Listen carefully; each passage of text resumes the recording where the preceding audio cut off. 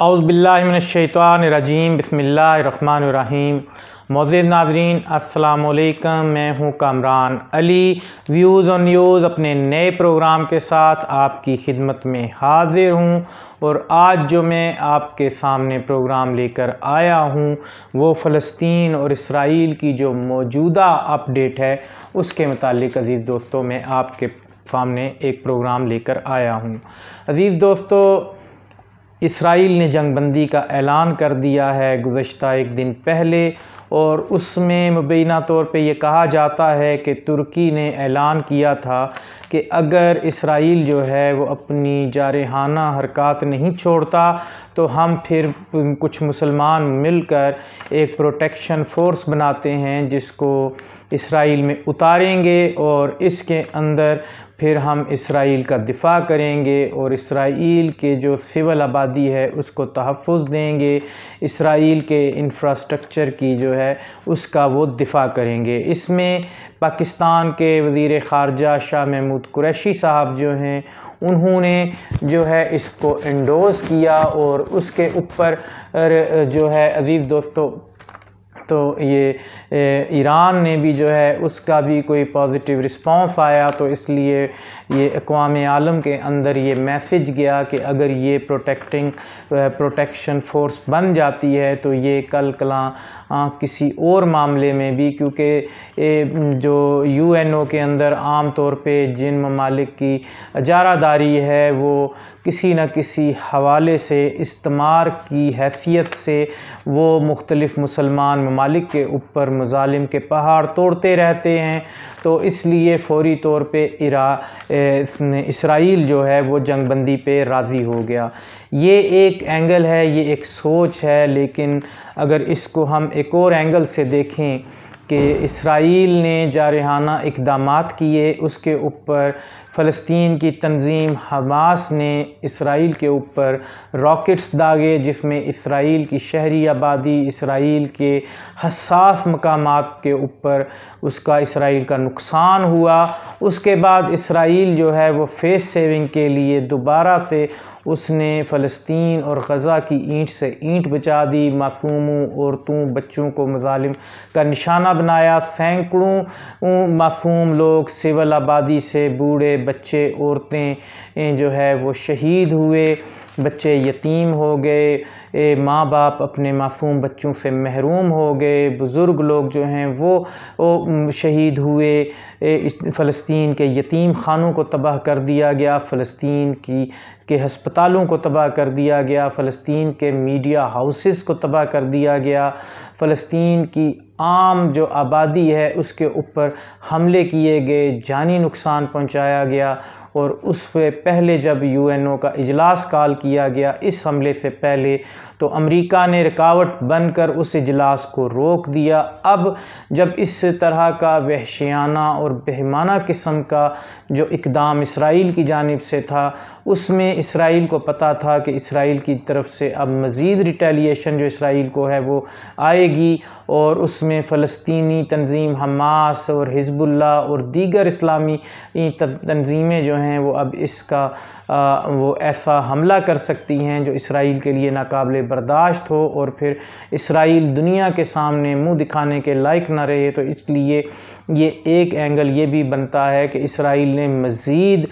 अपनी तबाही से बचने के लिए, फेस सेविंग को अपनी महफूज रखने के लिए उसने यूएनओ की इस बात के ऊपर जंगबंदी की, लेकिन ये जंगबंदी भी जो है वो एक आर्जी जंगबंदी साबित हुई। इसलिए कि जब फ़लस्तीनी बैतुल मुक़द्दस के अंदर अपनी फ़तह का जश्न मना रहे थे और उस दौरान फिर इसराइली फ़ोर्सेस की जानिब से उनके ऊपर गोलियां चलाई गईं, उनके ऊपर शेल फेंके गए और उधर फिर एक दफ़ा तशद्दुद का एक सिलसिला शुरू कर दिया गया। तो अब अज़ीज़ दोस्तों, यहाँ पर एक ख़ाम ख्याली सी पाई जाती है कि शायद हमारी हुकूमतों की जानिब से कोई ऐसी पॉलिसी इस्तेमाल की गई जिसकी वजह से वो जादू की छड़ी फिरी तो उसके बाद फ़लस्तीन जो है वो राह रास्त पे आ गया। ये राह रास्त जो अज़ीज़ दोस्तों जिसको फ़लस्तीन इसराइल की जानिब से माज़रत चाहता हूँ कि इसराइल जो है राह रास्त पे जो आया है, तो इसमें अज़ीज़ दोस्तों ये चीज़ आर्जी है। अगर वो वक्ती जंग बंदी कर भी देता है तो वो ये कई दफ़ा ऐसी जारहाना इक़दामात इससे पहले भी फ़लस्तीन पर कर चुका है। फ़लस्तीन का एजेंडा जो है वो तो उसी वक्त कंप्लीट होता है जब मुकम्मल तौर पे फ़लस्तीन आज़ाद नहीं हो जाता और बैतुल मुक़द्दस जो है वो मुसलमानों के 100% कंट्रोल में नहीं आ जाता। अब इस सिलसिले में अज़ीज़ दोस्तों मुसलमान जो ममालिक हैं उनका रोल जो है वो इंतहाई शर्मनाक है। एक OIC का जो इदारा है, OIC के अंदर ये तमाम मुसलमान ममालिक आए और खड़े हुए और इसके अंदर उन्होंने जो रोल अदा किया सवाए एक करारदादी मजम्मत और UNO के ऊपर लान तान और उसके ऊपर जो है UNO के आगे दरख्वास्तें रखने के कि UNO किरदार अदा करे अपना, जबकि ये खालिस मसला जो है खालिसतन मुसलमान इलाकों के अंदर हो रहा है और OIC के जो ममालिक हैं उनके दरमियान में उनकी नाक तले हो रहा है, जबकि इसमें सिर्फ़ और सिर्फ सबसे ज़्यादा जो मौसर रोल अदा कर सकती थी वो यही इस्लामिक ऑर्गेनाइजेशन OIC के नाम से जो है वो कर सकती थी। लेकिन ये एक बेबसी की इलामत है। उसकी वजह ये है कि जो OIC के करते धरते हैं उन्होंने इसराइल को तस्लीम कर लिया है और अभी भी जो एक जॉइंट एफ़र्ट पाकिस्तान और तुर्की की जानिब से हुई है उसमें किसी भी अरब मुल्क इवन के यहाँ तक कि ईरान के वज़ीर ख़ारजा भी शामिल नहीं थे। वो जॉइंट एफ़र्ट जो की गई है वो ईरान और तुर्की और फ़लस्तीन के वज़ीर ख़ारजा जो हैं वो गए हैं। तो इसमें मुसलमान ममालिक जो है वो अभी तक मुसलसल अपने जुल्म और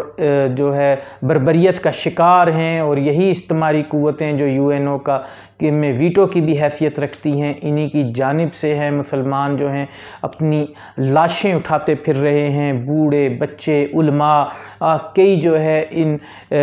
UNO की पॉलिसीज़ की वजह से जा चुके हैं। कश्मीर में मुसलमान मर रहे हैं, फ़लस्तीन में मर रहे हैं, इससे पहले बोस्निया में मुसलमानों को किन्हों ने मारा। आज आप उस पर गौर करें तो जो लोग आज मुसलमानों के हक़ में खड़े हैं तो कल वो मुसलमानों के कातिल थे। आज भी अपने अपने मुल्कों के अंदर अगर आप देखें तो मुसलमान ही जुल्म का शिकार हैं। अज़ीज़ दोस्तों मुसलमान जो है वो तो शाम में भी उजड़ा है, वहाँ पे उजड़ गया। मुसलमान जो है बर्मा में उजड़ गया, मुसलमान अफ़गानिस्तान में उजड़ गया, मुसलमान इराक़ में उजड़ गया, मुसलमान फ़लस्तीन में उजड़ गया। अज़ीज़ दोस्तों मुसलमान जो है कश्मीर हिंदुस्तान में उजड़ गया। मुसलमान तो दुनिया के हर ख़ित्ते में उजड़ गया और सिर्फ़ हमारे ऊपर जो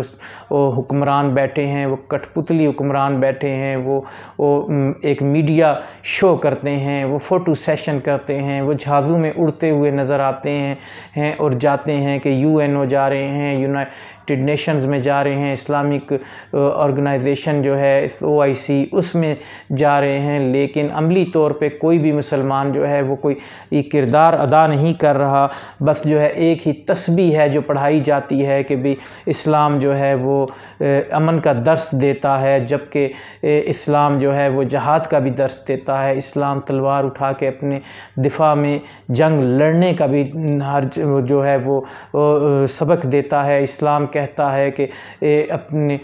दिफा में अगर तुम्हें कत्ल करना पड़ता है तो तुम करो, तुम मैदान अमल में आओ, मैदान जंग में आओ। लेकिन हमारे जो कठपुतली हुक्मरान हैं वो सिर्फ़ और सिर्फ 12 दिन फ़लस्तीन के अंदर खून और आग की होली खेली गई, लेकिन हमारे हुक्मरान इधर फ़ून उधर फ़ून, यहाँ फ़ून वहाँ फ़ून। अब कल जमात इस्लामी ने जो है एक एहतजाज किया और उसके अंदर सराजुल हक साहब जो हैं उन्होंने ये कहा कि भी यूनाइटेड नेशन जो है ये कफन चोरों का एक ग्रुप है। मैंने शाह महमूद कुरैशी से रब्ता किया तो शाह महमूद कुरैशी ने कहा कि मैंने प्राइम मिनिस्टर को फ़ोन किया है, मैं वज़ीर ख़ारजा जो अमेरिका के हैं अमेरिकन फ़ॉरेन मिनिस्टर को फ़ोन कर देता हूँ, मैं फ़लस्तीन के फ़ॉरेन मिनिस्टर को फ़ोन कर देता हूँ, मैं तुर्की के फ़ॉरेन मिनिस्टर को फ़ोन कर देता हूँ। ये फ़ोन करने और आने और जाने का सिलसिला 12 दिन तक चलता रहा और यहाँ पर फ़लस्तीनी उजड़ गए, फ़लस्तीनी माओं की झोलियाँ लुट गईं, फ़लस्तीनी माएँ जो हैं हैं और बच्चे जो हैं वो शहीद होते रहे, बूढ़े शहीद होते रहे, सिविल आबादियाँ तबाही का शिकार होती रहीं और हमारे अब जो हुक्मरान हैं वो 1, 2, 3 और 4 के इसी गिनती से ही नहीं निकलते रहे कि हमने फ़लाँ से बात कर ली, हमने फ़लाँ से बात कर ली, लेकिन नतीजा आखिर यही निकला कि सैकड़ों जब मुसलमानों की जानें चली गईं, उसके बाद जो है फ़लस्तीन के अंदर इसराइल अपनी बर्बरियत को, अपने जुल्म को, अपनी इस्तेमारी क़ुव्वतों को इस्तेमाल करते हुए वो हर जुल्म ढाता रहा। लेकिन हमारे मुल्क के अंदर या किसी मुसलमान को जो है आवाम तो तड़पती रही, आवाम तो सड़कों पे रही, तमाम ममालिक के लोग जो हैं वहाँ पे एहतजाज अपने अपने अंदाज में करते रहे, लेकिन हमारे हुक्मरान जो हैं वो आएँ बाएँ शाएँ की पॉलिसी करते रहे और अपनी जमात जो है, जो वो बरसरे इक़्तिदार जमात है, वो अपने वर्कर्स को बेवकूफ़ बनाने के चक्कर में फ़ोटो सेशंस करती रही, जहाज़ों में उड़ती रही, इससे बात उससे बात, इस किस्म की बातें होती रहीं। लेकिन दूसरी तरफ हमारे मुसलमान जो हैं वो उजड़ गए और उनकी ज़िंदगियां अज़ाब बनी रहीं, उनके बच्चे उनकी आँखों के सामने ज़बा होते रहे। तो यहाँ पे अज़ीज़ दोस्तों मेरी ये गुजारिश है कि फ़लस्तीनी अवाम जो है इस वक्त इंतहाई कर्ब का शिकार है और यहाँ पर हम आपसे एक गुजारिश करते हैं कि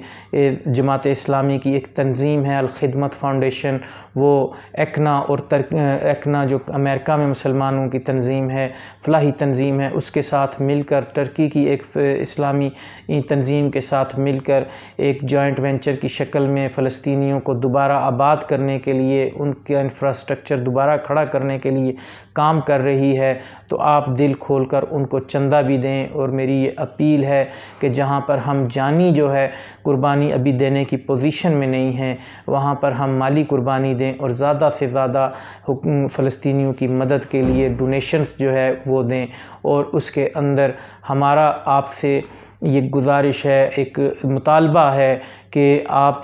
जितना हो सकता है उनके साथ ताउन में बढ़ चढ़ कर हिस्सा लें। हम भी लगे हैं, हमने भी डोनेशन के लिए कैंप्स लगाए थे, उनके लिए अपनी जेबों से भी जो हो सका हमने किया। आपसे भी गुजारिश है कि आप भी करें, जहाँ पे आपको अल खिदमत फाउंडेशन के आप ढूंढें मराकज़ हैं, वहाँ पर उनको वो आप पहुँचाएँ, उनको चंदा दें, उनको फ़लस्तीन फ़ंड के अंदर ज़्यादा से ज़्यादा उनकी मदद करें। और फ़लस्तीनियों की अज़ीज़ दोस्तों हालत ये है कि आप पीछे मेरे वीडियोज़ भी चल रही हैं, आप तस्वीरें भी देख रहे हैं और इस वक्त जमात इस्लामी ने जो वो एहतजाज किए हैं, इस्लामाबाद के एहतजाज की फुटेज भी चल रही हैं, उसके अंदर सिर्फ़ और सिर्फ अगर खालिद मिशल साहब हैं जो हमास के लीडर हैं, उनका अगर कोई कोऑर्डिनेशन है या उनकी कोई कम्युनिकेशन है तो वो जमात इस्लामी के अमीर सिराजुल हक साहब से है। उन्होंने मिराजुल हुदा जो सिंध के अमीर हैं उनसे अपील की है। इस्माइल हानिया जो है और खालिद मिशल, उनके साथ कोई 10 घंटे की कॉन्फ्रेंस 40 इस्लामी ममालिक की तंजीम की हुई, तो जिसमें पाकिस्तान की जानिब से सिराजुल हक साहब आप वो शामिल थे। तो उन्होंने सबसे यही एक अपील की कि हमें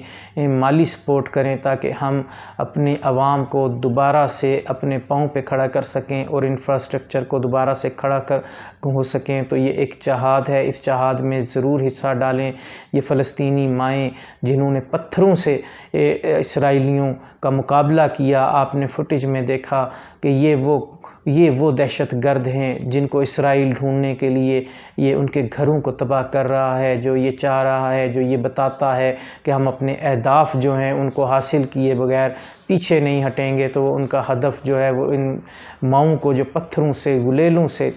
इसराइली फ़ौज की गोलियों का मुकाबला कर रही हैं, उनके जहाज़ों की बम्बार्डमेंट का मुकाबला कर रहे हैं, ये उनका हदफ है। हमास के नाम पे जिसे इन्हें दहशतगर्द तंजीम कहते हैं, हमारे मुसलमान वो जो कश्मीर में हों, चाहे फ़लस्तीन में हों, दुनिया के किसी ख़ित्ते में भी हों, वो इस्तेमार का जो मुकाबला करते हैं तो वो मुकाबला करने को दहशतगर्दी कहते हैं। वो सिर्फ़ ये चाहते हैं कि या हम दीवारों की तरह खड़े हो जाएं और ये हमें गोलियों से भून दें और हम किसी किस्म की मज़ाहमत ना करें। तो वो जो मज़ाहमत है उसको ये दहशतगर्दी का नाम देते हैं। तो अज़ीज़ दोस्तों आपसे मेरी ये गुजारिश है कि मेरी इस वीडियो को, मेरे इस पैगाम को ज़्यादा से ज़्यादा शेयर करें, हमारे चैनल को सब्सक्राइब करें, बेल आइकॉन का बटन दबाएं और आल को प्रेस करें और कमेंट में ज़रूर हमें हमारी हौसला अफजाई के लिए, हमारी अगर कोई बुराई है, हमारे अंदर कोई कमी है, अल्फाज की कमी है, डायलॉग डिलीवरी की कमी है, तो उसके लिए हम माज़रत चाहते हैं कि हम उतने ट्रेंड लोग नहीं हैं जो टीवी एंकर्स और टीवी पे बैठे हुए हैं। ये रोल उन्हें अदा करना चाहिए। हमें तब आगे आने की ज़रूरत पड़ी कि जब जिन्हें रोल अदा करना चाहिए उन्होंने नहीं अदा किया, तो फिर हमें आगे आना पड़ा। तो अज़ीज़ दोस्तों, हमारा साथ दीजिए। वमा अलैना इल्लल बलाग।